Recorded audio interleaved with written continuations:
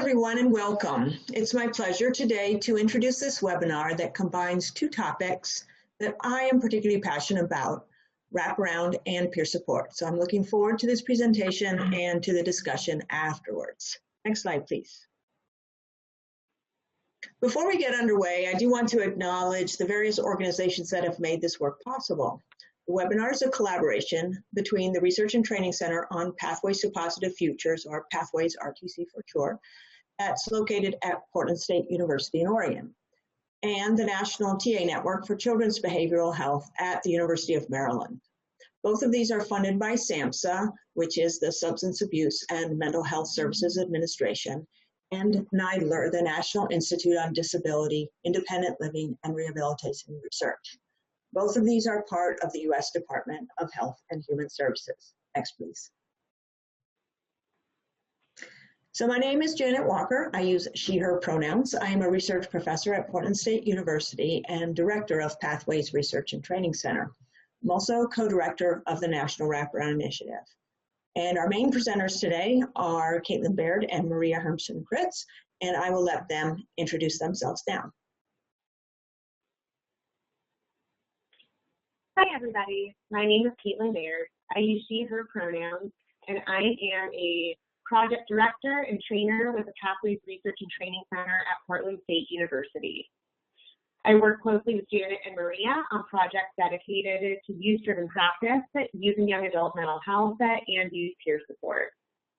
Prior to my time at Pathways Research and Training Center, I was a youth peer support partner for young people in Wraparound and worked closely with family partners and care coordinators in order to serve youth and families. I was also a supervisor for youth peer support specialists in Wraparound and drop-in center settings. In addition to that, I was a Wraparound and Systems of Care trainer across the state of Oregon, and I also currently do consultation on youth partner work within Wraparound in states who are starting to do youth partner work. I use my lived experience in order to inform the work that I do as somebody who was involved in both the mental health and justice systems as a youth. And now I will turn it over to my colleague, Maria Hermsen-Kritz. Hi, everyone. My name is Maria Hermsen-Kritz, and I'm a research assistant at Pathways to Positive Futures Research and Training Center at Portland State University, and I work with Caitlin and Janet. My pronouns are she, her, hers. Prior to working at Pathways, I was a youth peer support specialist, and I also supervised other youth peer support specialists working with transition age youth and running a drop-in center for transition age youth, many of whom were involved in the wraparound process. I also have my own lived experience in the youth mental health system, and I bring that to my work as well. We'll do an overview of our practice. We'll go over a few scenarios for Carrie and Jane, as well as Emily and Sarah. All of the scenarios that we review today are based off of real-life experiences. However, names have been changed in order to protect the privacy of those that we are talking about. We'll then talk about some common challenges and strategies, and we'll wrap up with any questions that you may have.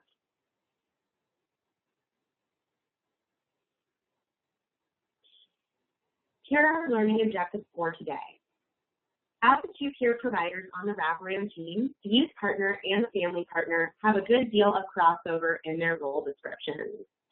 As many may know, the youth partner and the family partner are specifically assigned to the youth member and the family member who are part of the wraparound process, and their role is to help bring the voice of the youth and family to the team, particularly when the team has many a professional.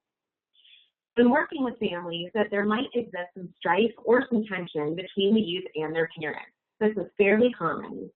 The youth and the family partner might feel that their role has put them at odds, but in actuality, they have a lot of flexibility in order to work together and help the youth and the family members see each other's perspectives. In order to specify some of this work, we have identified several common challenges, as well as the potential for common collaboration between the youth partner and the family partner. Some themes that we will emphasize today include proactivity and preparation.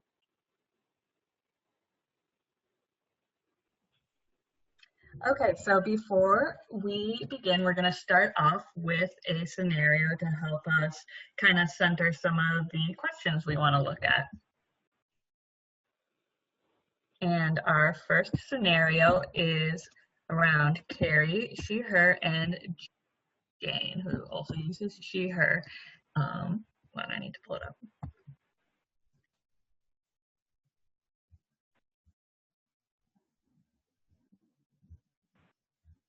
Okay, so Carrie, 17 years old, and her mother, Jane, have been participating in the wraparound process for 4 months. Carrie was recently assigned a youth partner, and Jane has had a family partner since the start of the wraparound process.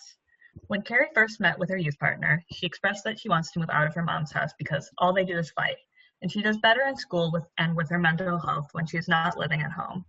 She suggested moving in with her aunt, Beth. The youth partner asked Carrie if she had spoken with her family about this, and Carrie shared that while she has already sought Beth's approval, she had not shared this with her mom for fear of retaliation. In the past, when Carrie brought up such strategies to her mom, Jane cut off her access to her phone and internet, which Carrie says she needs to complete her schoolwork. Carrie's youth partner asked if Carrie would like to talk about her hopes to move out of her mom's house at her upcoming wraparound meeting, and Carrie responded yes. Carrie's youth partner supported Carrie in planning to share her agenda item with her team facilitator and helped her anticipate what her mom and other team members might say. The day of the meeting, Carrie and her youth partner arrive early, shortly before Jane and her family partner do. As they sit in the meeting room together, waiting for the rest of the team to arrive, Jane asks Carrie why she didn't come home last night. Carrie states that she was at Beth's house doing homework and fell asleep. The rest of the team arrives and the meeting begins. The first life domain the team focuses on, at the request of both Carrie and Jane, is living, and it is clear that Carrie and Jane are in disagreement. Carrie wants to move in with her Aunt Beth, and Jane wants Carrie to stay at home. Both of them contend that the other strategy is non-negotiable. The meeting ends with no resolution.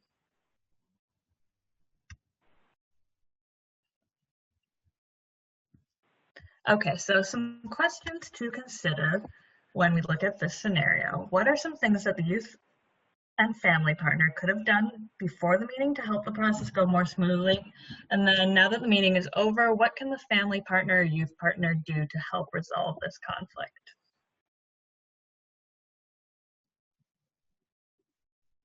So first, we really want to emphasize that best practices would be that a youth partner and a family partner would have been present on the team really from the beginning of the wraparound process. This could really help both Carrie and Jane advocate for themselves from the beginning.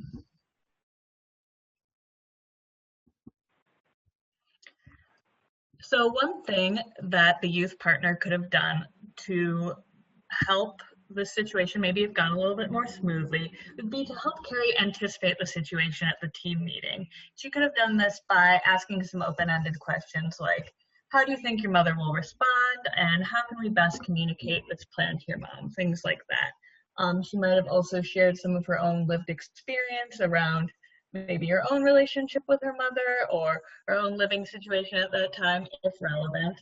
And then if by having these conversations with Carrie might have decided that, okay, maybe my mom's going to react a little bit better to my plan if I do bring this up with her before the meeting and don't spring it on her in the meeting. Then she can support Carrie in deciding how she wants to communicate her plan to her mother prior to the meeting, what kind of support she needs to do so, and maybe practicing doing so if she wants to.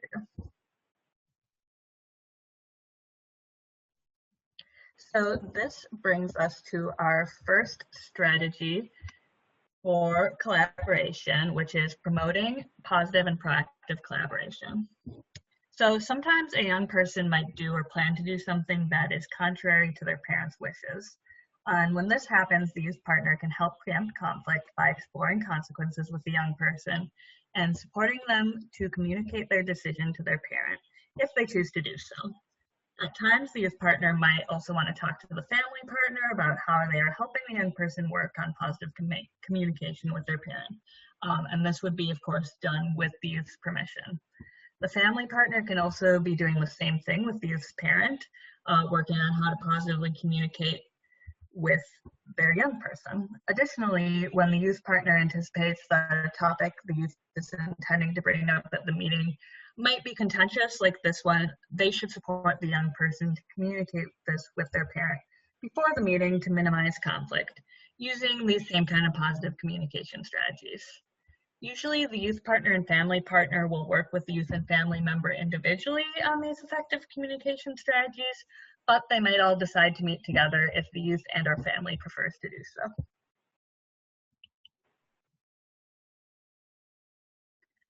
So some other strategies that might have been used, the youth partner might have asked Carrie's permission to share her agenda item with the family partner. When doing this, it would be important for the youth partner to clarify their reason for wanting to do so, really explaining to Carrie that why they think this will be helpful, explaining exactly what they are going to be sharing and exactly what they're not going to be sharing, that this is really going to be limited to just this agenda item and no personal information that Carrie doesn't want shared with the family partner or their mother. And then by doing this, then the family partner can really help better prepare Jane to receive this information at the meeting and work on those positive and proactive communication skills. Okay, so this brings us to our second key to collaboration, which is keeping it confidential. So sometimes it might be valuable for the youth partner to share the youth's perspective on particular goals, circumstances, crisis events, etc., with the family partner on their wraparound team. So while this kind of collaboration can lead to solutions like the discovery of natural supports, ideas for crisis plans, and common ground, the youth and the parent may share, it is crucial that at no point is the youth partner sharing confidential information about the youth with the family partner. If the youth partner feels that it would be beneficial to share information with the family partner, they should explain to the youth exactly what they want to share and why they want to share it, and make sure that the youth is comfortable with this plan moving forward.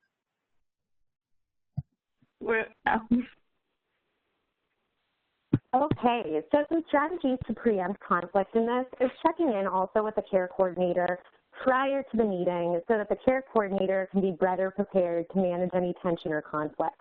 I really want to highlight, I think, that preparation is almost as important, if not more important, for the team meeting to go smoothly than the actual strategies used in the team meeting itself sometimes.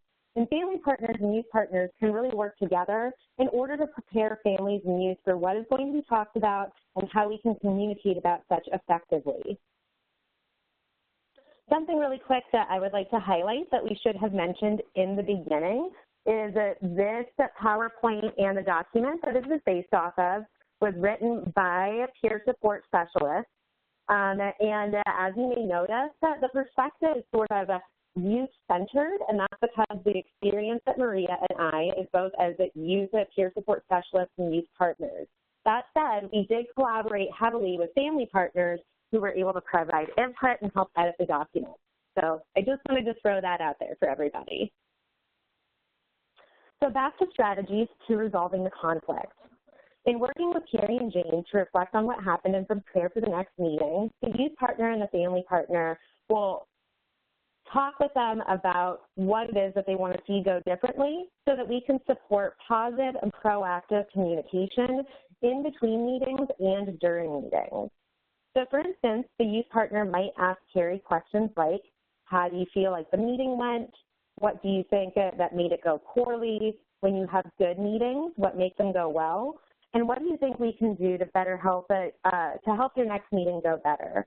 So you'll notice that these are things where the youth partner isn't directly telling Carrie what to do, just as the family partner shouldn't directly tell Jane what to do. We are actively using open-ended questions to elicit their experience and really help them identify what is going to make things go well for them, both in the meeting and in between the meetings. And then, of course, we can share lived experience as it may be relevant. I know that for me, it was very important to share my lived experience with young people when I was working with them, when they felt like there was irresolvable conflict with their families. And I've worked with a number of family partners who have done the same thing as they're working with parents. So I've been able to share my experience as somebody who experienced conflict with my family as a young adult and as a youth. And family partners were often able to share with parents a little bit about how they might have handled their young person becoming more independent and maybe becoming a little bit more rebellious or not always agreeing with them.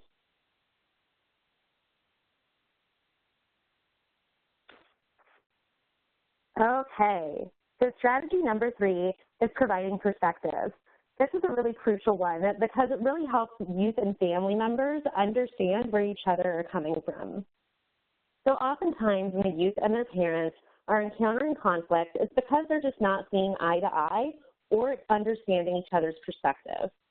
In this circumstance, it can be helpful for the youth peer support partner to share a bit of their lived experience with the family partner, and then the family partner can relay that to the family member as appropriate.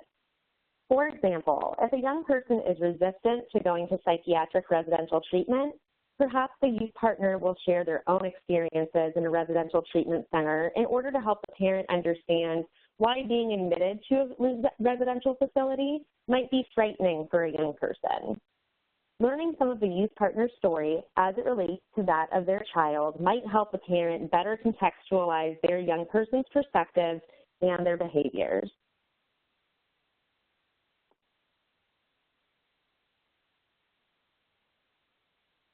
So some strategies for resolving any conflict is going to be working on a plan for the next meeting, and then perhaps that the youth and family partner meet together with the care coordinator so that everyone is on the same page. Again, really being able to do some of that preparation in order to preempt conflict is going to be really important. And I know that something that was really helpful for me was working with family partners about sort of what some risks might be that are happening in the home so that we can help prepare the youth and the family to talk about that at their next meeting if they're experiencing disagreement.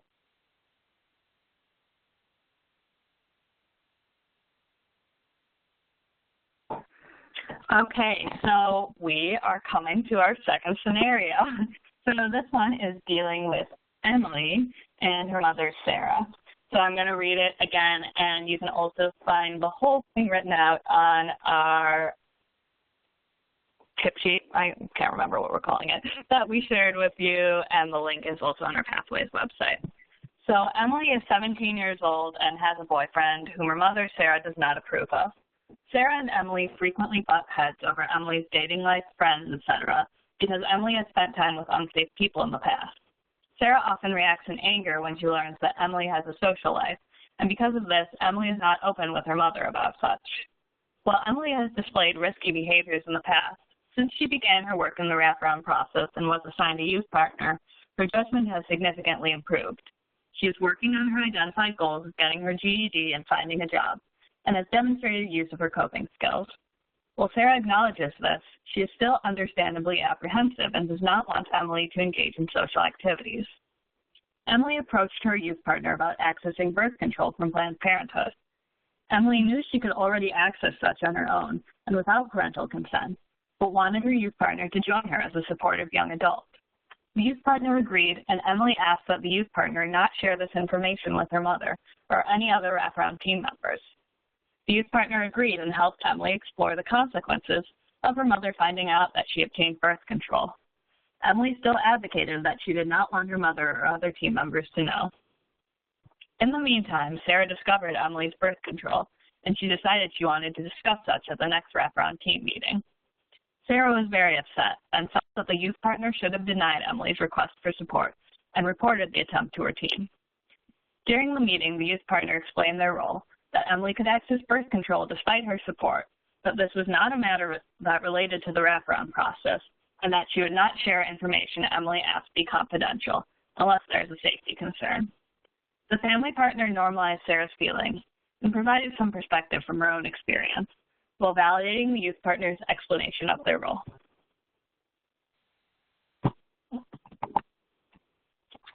So let's look at some of the successful strategies that were used by the youth and family partner in this situation.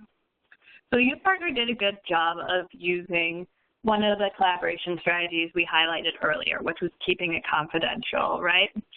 So Emily had asked that she not share any of this information with the wraparound team, and the youth partner honored that. She worked with her to kind of anticipate the situation. Okay, what will happen if your mother finds out about this? How will she feel if she learns that you hid this from her? But when Emily, stood her ground and considered those consequences and still wanted to keep this private, the youth partner honored this and kind of maintained her ground. Another important thing that the youth partner did at the wraparound team meeting is clarified their role as a youth peer support specialist, and that is going to be another one of our keys to collaboration for both youth and family partners, which is clarifying the role. So it's important that youth and family partners clearly explain their role really from the beginning of the wraparound process, but also when challenges kind of like this one arise. So youth partners should emphasize from the beginning that it's really their role to help the youth advocate for themselves and bring their voice to the planning process. And sometimes the ideas and perspectives that youth bring up might clash with those that their parents bring up and other team members' ideas, but it's still the youth partner's job to really raise up that voice and their ideas. The youth partner should also be clear about what they will and will not be sharing with the youth's parent and the team. So that's going to be most conversations concerning personal subjects and goals. Those will remain confidential between the young person and their youth partner, but issues of safety will likely need to be brought to the attention of the team. It's also important that the youth partner clarify their role with the young person and their parent, right? That they are mandatory reporters and that they have received specific training and certification for their role.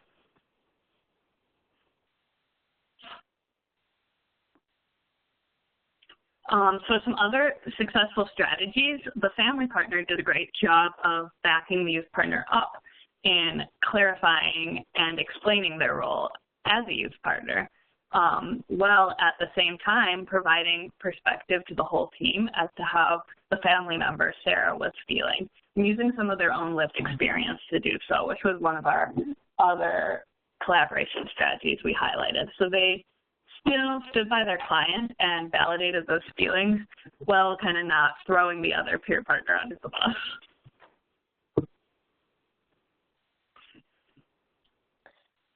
Okay, so we're going to talk about some common challenges and other successful strategies to address them. Before we move on to that, I'd really like to highlight something about the clarity of the role for the youth partner and the family partner. Oftentimes, role clarity doesn't just include what the youth and family partners do for the youth and family, but how are they not going to do certain things too. So I know that in my experience as a youth partner, oftentimes I was expected to do things like report back to the team on things that the youth was doing, and that's not necessarily appropriate unless there's a safety concern. My job is not to tattle on the young person, it's merely to support them in communicating with their team and bringing their voice to the process. And I think that family partners are often put in that position as well, where they're expected to sort of provide an update on what the family member is thinking, rather than team members equally collaborating with youth and family. So I just wanted to highlight before we move on to the next topic. So common challenge number one, when a young person and their parent aren't on the same page. I know that folks often see this in Wraparound. I know that I used to see it a lot when sometimes we were working on the family and youth vision or the team mission. There was even one team that I worked with where we had sort of a separate vision for the youth and a separate vision for the family. And then as we worked through the wraparound process, they ended up becoming more aligned.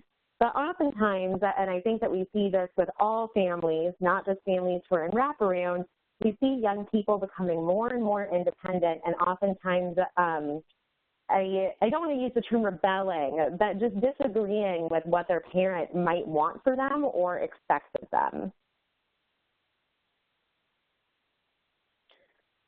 So I think that we can agree that this is particularly true with youth who are older, so 13 and above. We also start to see around that age, 13 and 14 in many states, that's where youth can start making independent decisions regarding their care, which is a tricky thing for both youth and families, right?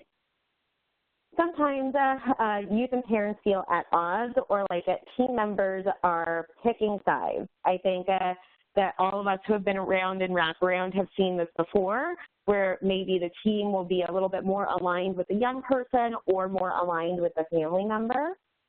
This can be challenging for youth partners and family partners who are tasked with bringing the youth and family voice to the table, whether they agree with it or think it will cause conflict. So again, the role of the youth partner and the family partner is not to tell the young person or the family member what to do or what the team wants them to do, but rather to help bring their voice to the table. I once worked with a care coordinator who, when this would happen and folks were at odds, they called it the healthy tension. And I thought that that was a really good way to visualize it, because what it meant was that we were actually doing an active job of bringing voices to the table, but then from there we needed to work on how are we going to honor both voices and have people become more aligned in the process. However, before we get there, this may result in escalation between the youth and the parents, and that might possibly cause tension between the youth partner and the family partner.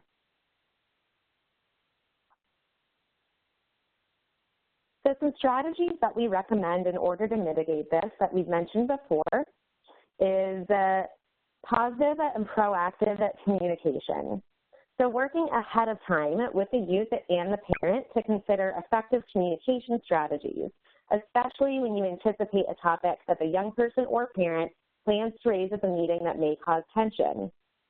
So for instance, something that I frequently did with young people I was working with, but I would not only talk with them about what they wanted to bring to the meeting, but I would ask them, okay, what do you think some of your other team members are going to bring up, or what do you think your parent or your guardian might bring up that is going to possibly cause some tension or might make you upset? Then we were able to plan some strategies around what would happen in the meeting and also help the young person anticipate the situation to decide how they wanted to respond. Would that be with a negotiation? Would it be further explaining their point? Were there ways that they could explore some consequences or meet their parents in the middle? And oftentimes when I would have conversations like this with the young people, that was something that they were fine with me reporting back to the family partner, so the family partner could do some equal sort of preparation with the family member. It's always a good idea to help them practice sharing their ideas and anticipate how others might react. So do you think that folks are going to be angry? Who do you think is going to be an ally and support you? Things of that nature. And then, of course, always helping the youth and the parents share their agenda items with the parent or the young person prior to the meeting. That was something that I know I learned the hard way, was when we're helping the young person or the family member prepare for the meeting, and perhaps these are folks who might be living under the same roof but don't understand or don't know what the priorities for the other might be. That's something where the youth partner and the family partner can really come in to help the youth and the family member explore how they want to effectively communicate their agenda items with their parent or with their child prior to the meeting.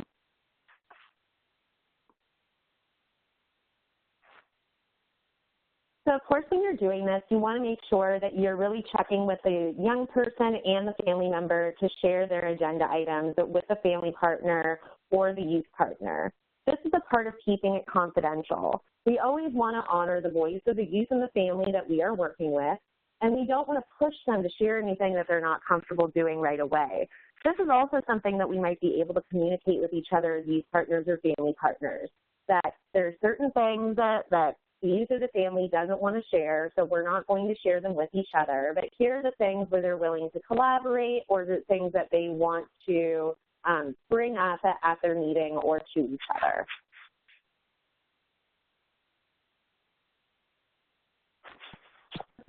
So our second common challenge that we want to highlight is when the team sides with either the youth or the family member. So sometimes there might be a strategy that is favored by the majority of the team that will not align with the desires of either the youth or the family, which in my experience is a lot of times not aligning with the desires of the young person. And this can result in either the young person or the parent shutting down and not wanting to participate in the planning process. And this can usually kind of boil over time.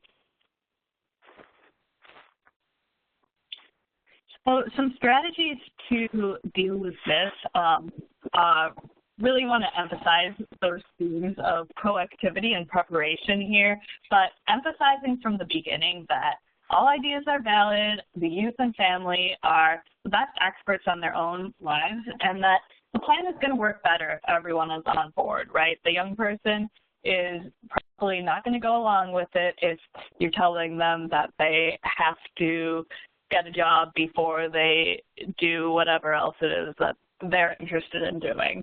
And this is also where ground rules can go a long way. If you establish ground rules at the beginning that honor the voice of the youth and the parents and also emphasize respect and things like that, then you as the youth partner or the family partner can kind of direct the team back to that if something like this is occurring.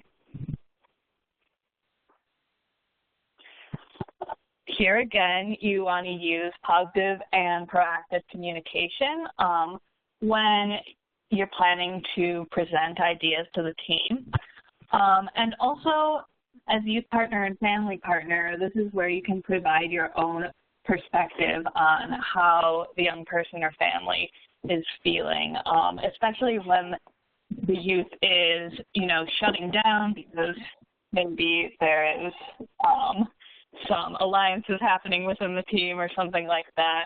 This is where the youth partner could say, when I was a young person in the system, I know that it was really helpful for me to have a voice in my own plan if I was going to adhere to that plan or something like that.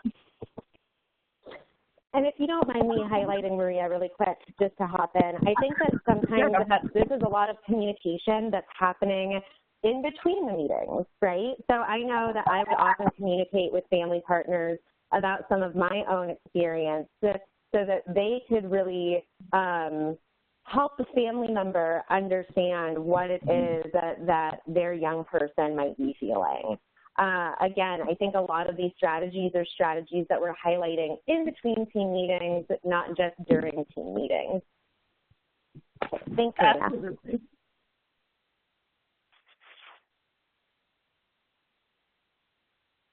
Okay, so common challenge number 3, when youth and family members are in consistent disagreement. We never see that, right? That never happens. No, I'm joking, obviously.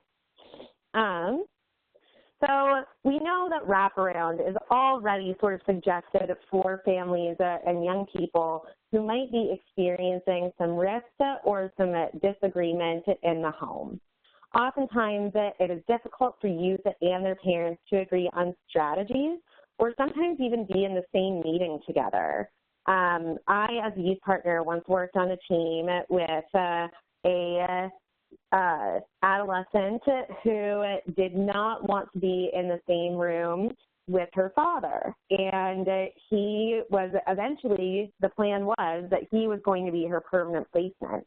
So we had to come up with strategies so that we could still have planful meetings together. And usually that was maybe her father would call in on the phone, or maybe we would even have separate meetings.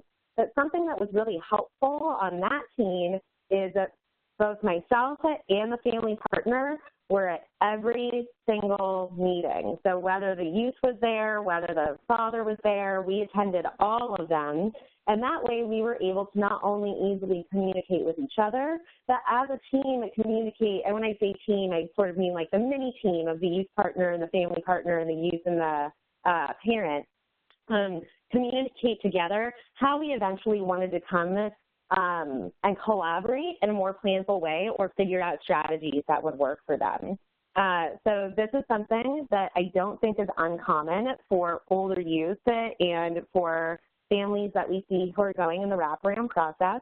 And it might be a slow-going collaboration, but it's really important that we're walking alongside the youth and the family as we are helping them sort of be able to communicate with each other even when disagreement arises.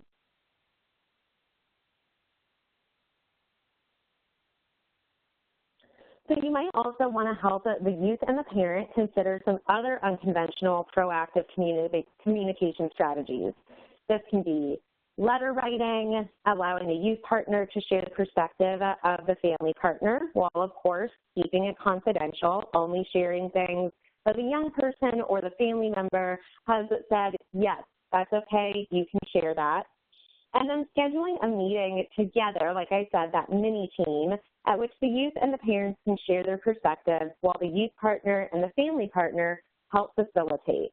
And in this perspective, the youth partner and the family partner are still there to help raise the voice of the youth and the family, even if they may be in disagreement, but also hold everybody accountable to our wraparound principles, right? So making sure that this is still a collaborative, strengths-based process that is not turning into a venting session or things of that nature, but something that is really there so that we can figure out how to effectively communicate with one another. Also, it's important to keep in mind that there may be some unmet underlying needs that should be addressed as a part of this process. So think about really what is it that is not a, quote, solution or a service that is going to, quote, unquote, fix the youth and the family, but what is the need that we are identifying that we can help them with so that they can become more aligned. Something that I often saw in the wraparound process is the youth and the family usually had the same vision, just different ideas on how to get there. And once we realize that that's the case, or that they want the same need to be met, that makes it a lot easier to help young people and family members effectively communicate. We want to make sure that we're not stoking any fires or any disagreement between the youth and the family, but rather helping them really identify what their long-term goals and visions are. And if they have different strategies to get there, that's okay. Let's throw it on the wall and see what sticks, right? But making sure that those are all honored. Okay, common challenge number 4, when meetings become arguments or therapy sessions, another one that never happens.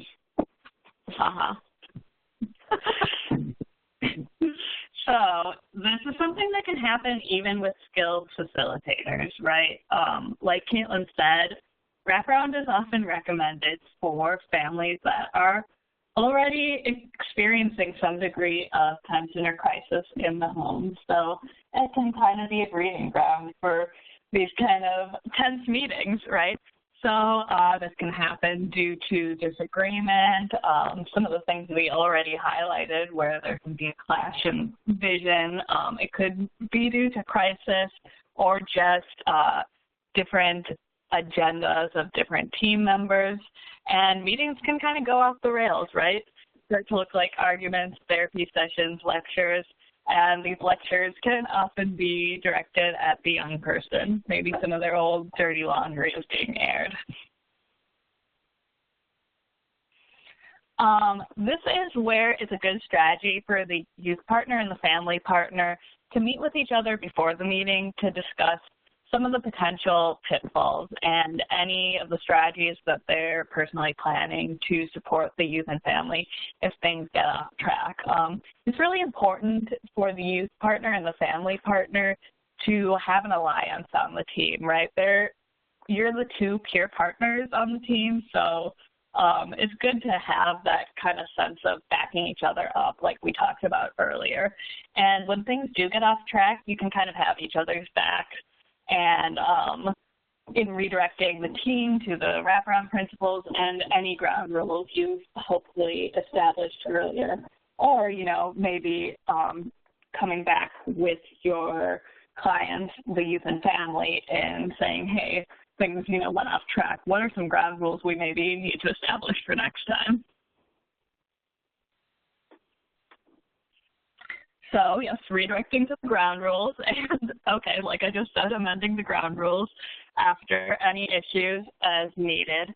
And then, again, ensuring everyone is fully prepared before the meeting. Like Caitlin said, a lot of this work is really preventative work and doing that work between the meetings. So it could be some of those strategies like meeting together with the youth and family partner present, or working on that proactive and positive communication, building those effective communication skills, asking those open-ended questions of, okay, what are the topics you want to raise? How do you think this person will react if they respond this way? How would you like to respond? Those kind of things. And then using the principle of keeping it confidential, but working to inform the care coordinator, the youth partner / family partner of what kind of things they can expect so everyone can be on the same page to the extent that's possible. Anything you want to add there, Caitlin? Yeah, something that I'd like to highlight is I do think that there were teams that I was a part of where having that peer alliance was also really good modeling for the youth and the family. I am just remembering this now, but there was a team that I was on where the family partner and I had a pretty good relationship. And so I think that in seeing this, the youth was kind of like, it's interesting to me that Caitlin, somebody who has been a part of the system and who has had similar struggles that I have, and the family partner who is obviously has a peer alliance with my mom, can have such a strong relationship. So I'm not saying that y'all need to be best friends or anything, but sometimes that alliance can also, I think, really be some good modeling for the youth and the family. You know, of course, we don't want to, create an idea that, like, we're, I don't know, causing any risks or anything of that nature, or, like, creating separate team alliances. But sometimes just that modeling of good relationship behavior for the young person and the family member when they're interacting or see their peers interacting, I think can be super helpful.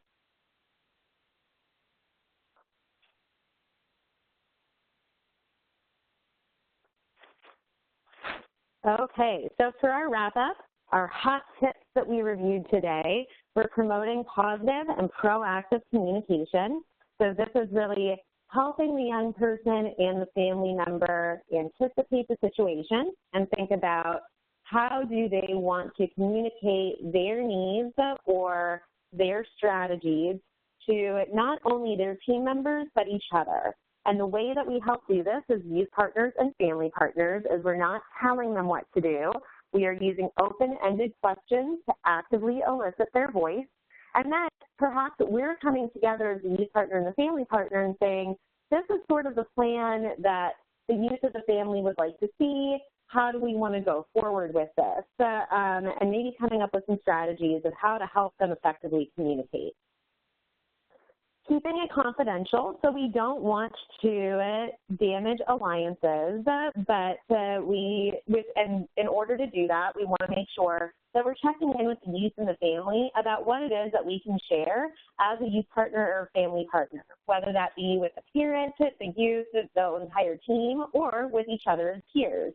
And we might want to share some things that are just priorities for the youth and the family, and perhaps the things that are quote-unquote confidential aren't really things that we're addressing in the wraparound meeting anyway.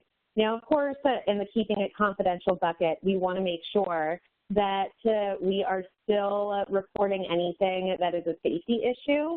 as mandatory reporters. So if a young person or a family member is being abused or abusing others, or perhaps if the young person is having thoughts of suicide or hurting themselves, those are always things that we would report. But perhaps there are things that we're working on with the youth and the family that just aren't really that relevant to the wraparound process, but they would rather not have us share. Then providing perspective. So again, this is including things like sharing your own experience so that folks really understand maybe where the young person or the family member is coming from. And so that might be something where as a youth partner, you're sharing that with a family partner so that they can then share that with the parents, perhaps vice versa. Or maybe we're sharing, I know that there's a number of times where I would be in team meetings and sort of reflect a little bit on my experience so that people understood the desires or the behaviors of the young person. And then, as always, clarifying the roles. So making sure that folks understand and that youth and parents understand that the role of the youth partner and the family partner is to help bring youth voice and family voice to the forefront of the wraparound planning process. This doesn't mean that we're telling the young person or the family member what to do. We are not there as advocates for other team members or trying to convince them to do certain things. And there might be things that they are sharing with us that are not relevant for the wraparound process. A part of creating that peer alliance is making sure that we have mutual respect and we're not, quote unquote, just reporting back to team members. We're really making sure that we are honoring youth and family voice.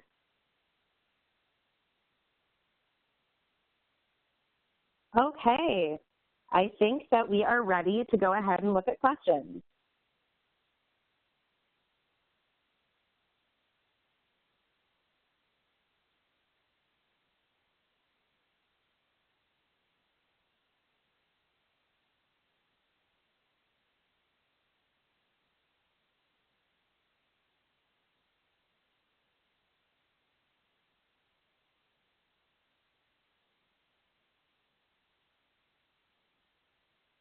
So it looks like we have a number of questions in the chat. Oh, I'm sorry. I forgot to take myself off of mute. So here's a question I've been monitoring. Here's one that came early on. Can you please clarify what you mean by issues of safety necessitating a breach of confidence versus issues mandating a report to Child Protective Services? Certainly, yeah. So when we're talking about issues of safety, what we're really focusing on is, again, if parents or young people are being abused or being abusive. Additionally, if the young person maybe shares with their youth partner that they are thinking of hurting themselves or experiencing feelings of suicidality, those are things that we should be really clear with the young person in the beginning that we will be there to help them, but we're going to have to report that back to folks. Now, we might have young people who are engaging in risky behavior. So as we mentioned with our previous scenario, yeah, that might be something that comes up. And when that's happening, it's not necessarily our job as a youth partner to go on tell on the youth, right? What we're going to do is help them really explore consequences and then also try and help them think about what are some other goals maybe or something like that perhaps that they want to work on.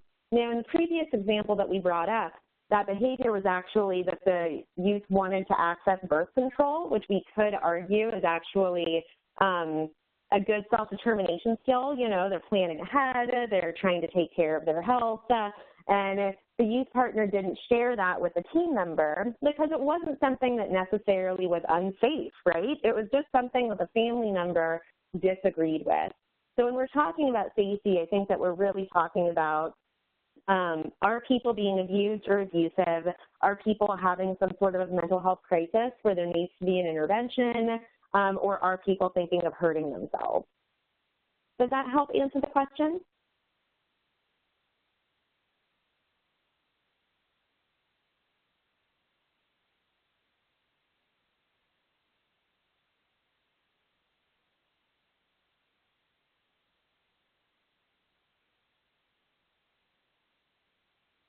Okay, do we have any other questions here?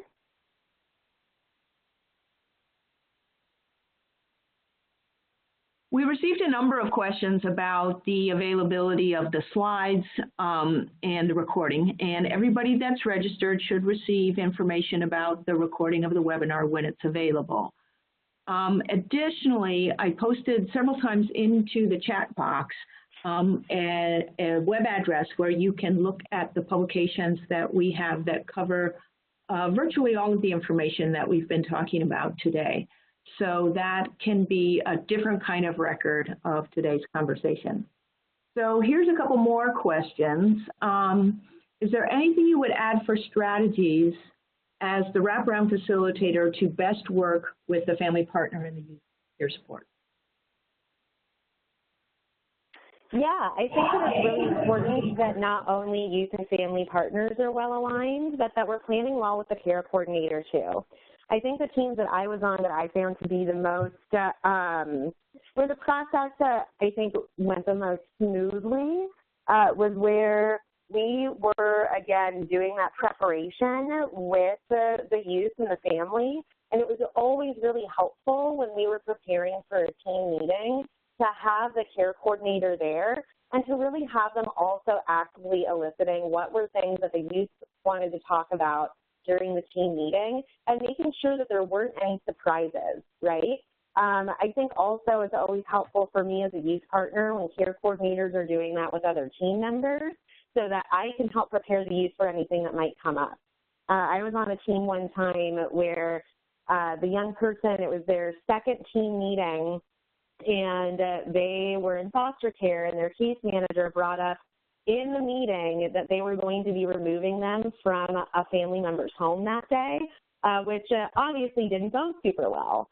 And the care coordinator shared with me afterwards that this was a surprise to them. Nobody appreciated this coming up in the meeting. And so I think the more that we can actively plan with other team members and make sure that there are no surprises too, that's always very helpful. And something I know that was helpful for me was that when care coordinators were flexible to sort of editing the meetings, if you would, to help meet the needs of the young person. So another example that I have is I was working with a young person who it was just really uncomfortable for her when we would all go around and share what we thought her strengths were. So as sort of an accommodation for that, she and I talked about it, and what she wanted was that we would create like little flashcards or postcards that people could go and write something that they think is going well, and then any suggestions or strategies for her, and she could take those with her after the meeting and look at them. So I think when care coordinators are excited and open to strategies like that that make meetings just a little bit more bearable for the young person or the family member, that's always great.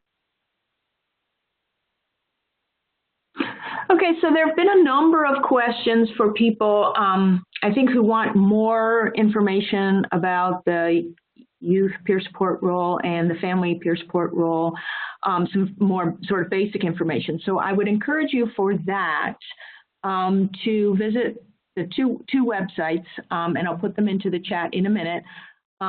For general family peer support, we have a number of resources on the website of the National Wraparound Initiative.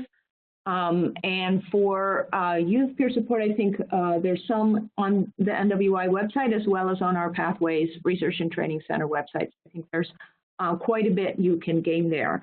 And I would say that also by signing up for the email information, the listservs on each of those websites, then you'll get information coming into your inbox about any future events and also products related to these two themes. So I was going to, let's see, we have some more questions here.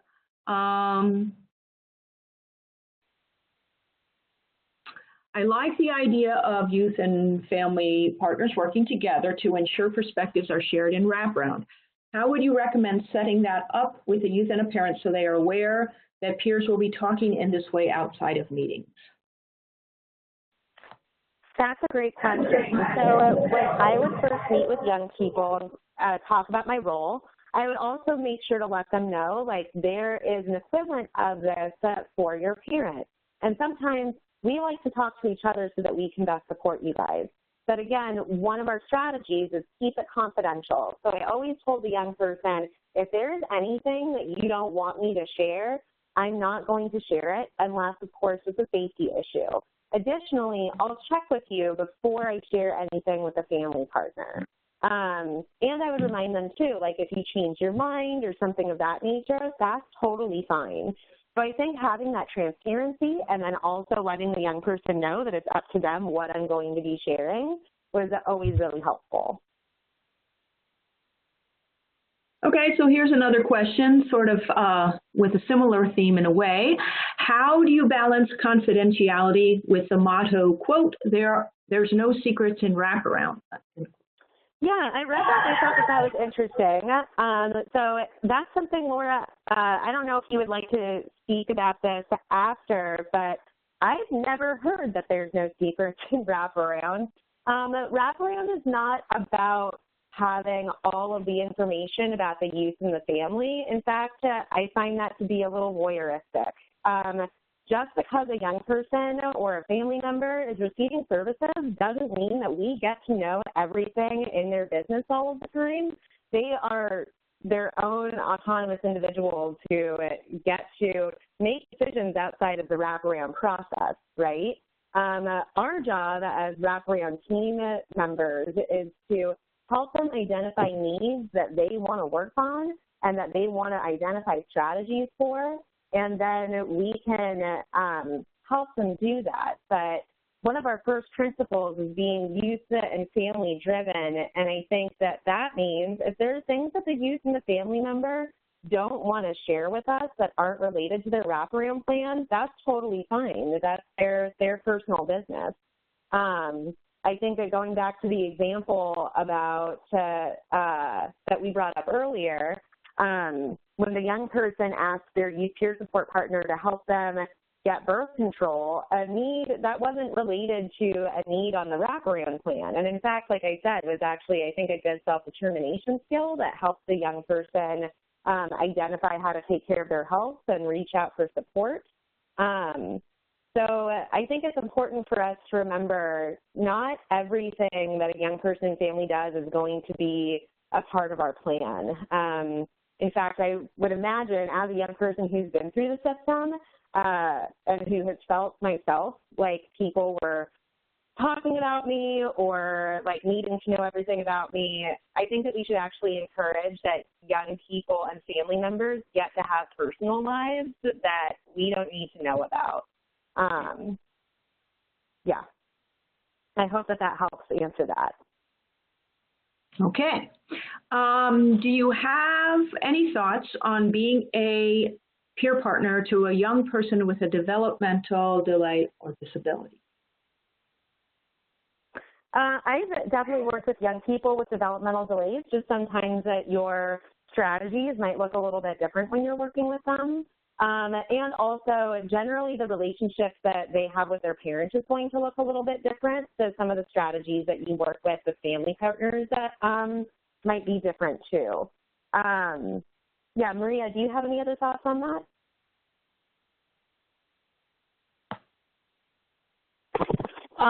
No, I think you're right on that. You just need to adjust your strategies and yeah. Yeah, I would say sometimes I know for me, and I want to highlight I am not an expert in working with youth who have developmental delays. I've just done so before, but just sometimes it may be things that are a little bit more direct. You're still not telling the young person what to do, and you are having different kinds of conversations to make sure that their voice comes to the team meeting.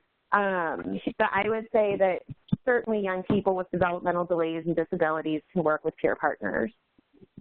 Yeah, it's hard to say because developmental disability is just such a broad category. So, I mean, I think it's important to still get to know, you know, that young person on an individual basis because there could be a whole range of strategies depending on their individual needs, you know. So it seems that the issue of sort of confidentiality keeps coming up again and again. I think this is very interesting. So here's another question, may require a little interpretation, but the question is, how do I advocate for the family partner and youth partner role implementation on a team that isn't transparent with case information but wants to know the work I do with families? Oh man, I've been there. I will say it's sort of a slow, ongoing process, and I think one of the difficult things about being a peer is that oftentimes that your role isn't just about working with individual youth and families. It's about promoting a culture shift within agencies, right? And that's hard. I mean, we're not just advocating for what individual youth and family needs, but we're advocating for a shift where, again, it's not like providers get to know everything about the personal lives of youth and families. And I think that it's a part of really promoting that shift of youth and families being their own best experts rather than providers needing to gather all of this information in order to tell them what to do. And so I think that, I know for me, when I was working as a youth partner, it took a lot of providing my own perspective, my own lived experience on how systems would make me feel sort of less than or very isolated in order for providers to understand that it's really not their role and it's not relevant for them to know everything about what you're doing with the youth and the family member. And just because there might be conversations or things that you're having with them outside of the wraparound process doesn't mean that anything bad is happening. I think sometimes teams worry that there's sort of like a risk, right? Yeah, I hope that helps answer. Would you add anything to that, Maria?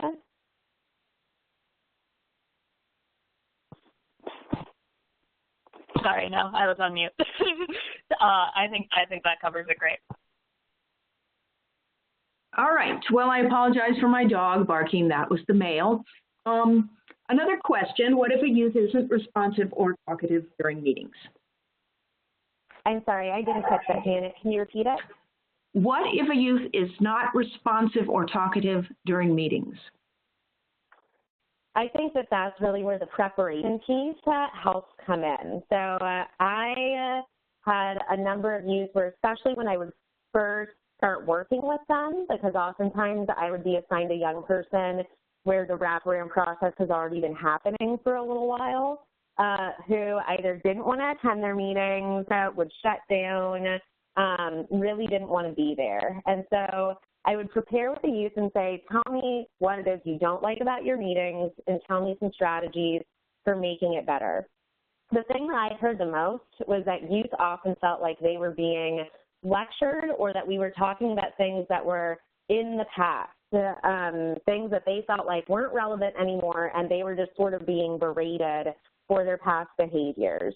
So youth and I would work together to set up things like ground rules that we could talk about in the meeting and redirect team members to. Honestly, some really common ones are things like don't air dirty laundry. Another that I would frequently help identify with youth was don't talk about the young person like they're not there, talk directly to them. Also, sometimes you can get really creative just to make meetings more fun. I had a staff member one time who they were working with a young person who was really into baby goats. And so they had a ground rule where the young person could pause the meeting once during the meeting anytime and show everybody a YouTube video of a baby goat. So I think that there's some things where we can really work with young people to identify what's going to be better for them, what do they prioritize, and how do we want to bring that to the table. Oftentimes, too, I found that young people who were shutting down during meetings felt like the topics that we were talking about just weren't relevant to what they wanted. So making sure that we work with youth ahead of time and then talk with the care coordinator and the family member about that, about what the youth wants to talk about at their team meetings is super helpful. And then also coming back to that, making sure that all team members understand that there shouldn't be any surprises. So if there's anything that's going to be contentious that's coming up at the meeting, as the youth partner or the family partner, it's really good to let us know beforehand so that we can work with the youth and the family on that and help them anticipate the situation and prepare for how they want to respond to that within the meeting. So we have another question, I think, revolving around confidentiality and whether the young person's drug and alcohol use would be something that would be reportable or would lead to breaking confidentiality. I think that that's something that depends a bit on the severity, right? Or maybe also the legal circumstances for the young person. An example that I can give that I hope is helpful is that I was working with a young person once who they were on probation. And so obviously as a part of probation, you get regular drug tests, and they came to me and they said that they had smoked marijuana and they knew that they were going to be busted and they were really worried. So before going and like quote unquote tattling on the young person, what I did was actively help them think about like, okay, well, let's explore the consequences here. So we know that you're going to test positive anyway. What do you think would be some good ways to help mitigate this situation? And we ended up identifying strategies about how they would effectively communicate with their parents and with their parole officer in order to kind of A, get ahead of things, but also I think B, the youth felt better taking some accountability. So my recommendation for that is, again, working with the young person so that they can kind of take control for themselves. But obviously, if we're getting into a region where a young person is doing really serious drugs or at real serious risk for their safety, that's probably going to look different. So there have been several questions for people who are interested in knowing about whether there is some kind of participant certificate or letter or CME, and I don't think so, but I'm going to ask Nicole to please post something in the chat about that, if it's whether or not it's available. So here's another question, very timely. I am still adjusting to facilitating digital WRAP meetings, and there's quite a learning curve. Do you have any specific strategies or pitfalls that you have encountered with these? I haven't encountered them as I haven't participated in a digital WRAP meeting, but one thing that Maria and I have been hearing a lot about, because we do some communities of practice for youth peers, which if anybody is interested in that, please get in touch for that as well, is that sometimes young people, and probably family members, I would imagine that this is true for too, don't necessarily feel comfortable sitting like in the same room right next to each other with the rest of the team online. So again, I think the best recommendation I can think of for that is really getting into some of the preparation. So as a youth partner, I would ask the young person, like, where do you want to be in the house when you're having this meeting? Do you want to be at the same table with your parent, or do you want to be in your bedroom? How do you like to communicate with me during meetings? Because something that is pretty common for youth partners and family partners is we will, sit next to the youth or the family member and kind of maybe have some side conversations to ourselves. Or I know like I would have youth write me notes and stuff like that if they didn't feel comfortable speaking up for themselves. So as a youth partner, I would likely ask the young person, like, if there's something that you want to bring up but don't feel comfortable doing it in that moment, how do you want to communicate that with me? How do you want to be talking back and forth? But yeah, I think that that's a really timely question, and we're all trying to figure that out a little bit. But I think, again, just I can't highlight the importance of preparation enough. I think that that's really, really helpful. Thanks, Caitlin. And just to clarify, no, there are not certificates or CEUs, unfortunately, available for this webinar. I just had confirmation from Nicole. Here's another question. How do you handle a team where the youth doesn't engage with the youth peer partner or doesn't want them included, but the team want them involved? So I would just go back to our first principle, being youth and family driven. If the young person doesn't want to use peer partner, I don't think that it's appropriate for us to force it on them. I also might think about, like, ask the young person themselves, what is it that they don't want about the youth peer? Is it just that they don't want another professional on their team? Is it that they're just not well aligned with the youth peer, and perhaps if there was another person available, would they feel more comfortable with them? But if a young person is advocating that they don't want a youth peer on the team, then I think that we need to honor that young person's voice. I think sometimes, just to add to that, there's situations that you encounter where the youth feels, and possibly rightly, that the young adult peer partner is sort of being pressured to convince the youth of certain things. Can you speak to that, Caitlin? I think that might also affect engagement. Sure. I mean, so I think a lot of the times what we encounter, again, is youth peers or young people or even team members kind of having that lack of role clarity. And that's one of the strategies that we had really hit on. And so we want to make sure that everybody on the team and the youth peer understands themselves that a part of their job isn't to be advocates for the team members. It's not to convince youth to do a certain thing or to, lecture the youth or things of that nature. It's to really create a mutuality with the young person so that they can actively understand what it is that they want to bring to the team. So if youth are feeling like a provider, and I think this goes for any provider, is trying to tell them what to do, what a turnoff. I mean, I know that we've all been young people before, regardless if we've been young people in systems. And I've never met a person who was like, I love being told what to do when I was a young adult. So if we have a youth peer who is doing that and is sort of there to be the voice for the team, that's the antithesis of what they should be doing. So we want to make sure that they really understand their role and are able to provide that role clarity to the team and to the young person so that the young person understands that this is somebody who's there to make sure that their voice is a part of their planning process. And this question asks similarly about a family partner, but I do feel that the issues are largely the same.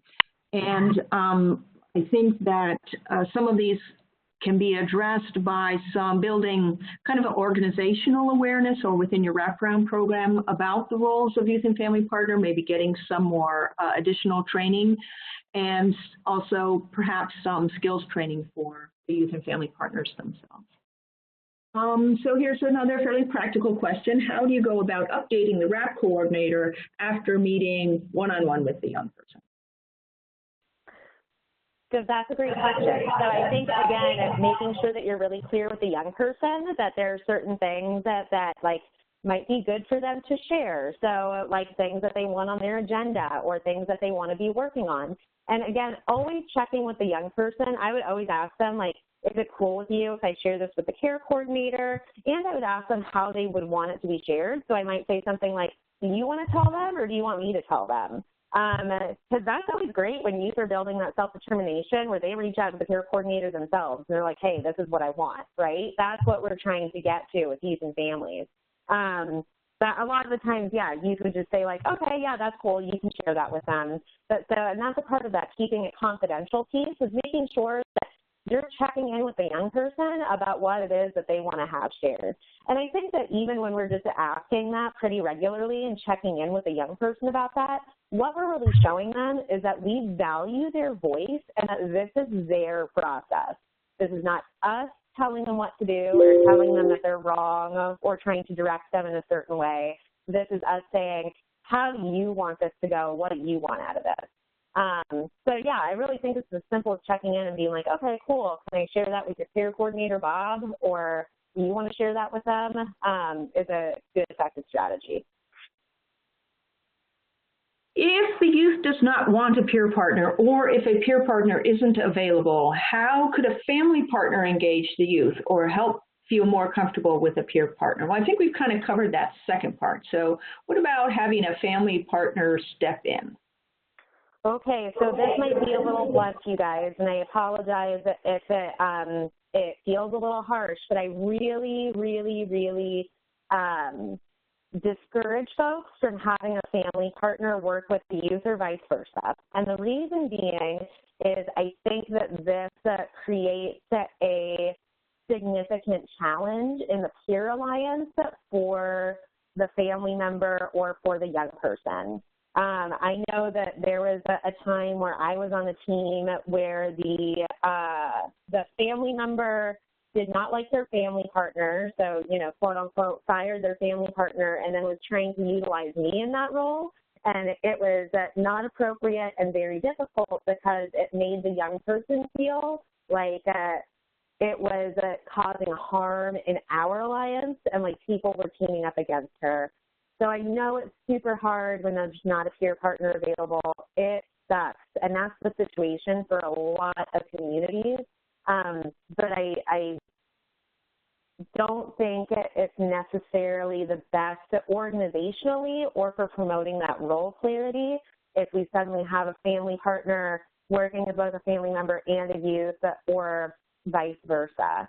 I might explore other resources in your community or in the young person's community. So, for instance, I know I can give a real-life example. I know as a youth partner, if my quote-unquote caseload, I don't love that word, but if my caseload was full and I had staff members who were in the same situation, I would actually bring young people. I would still meet with them, maybe once or twice, and I would bring them to the drop-in center that Maria operated, where youth could come and go and receive support. So maybe, Maria, you want to talk a little bit about that?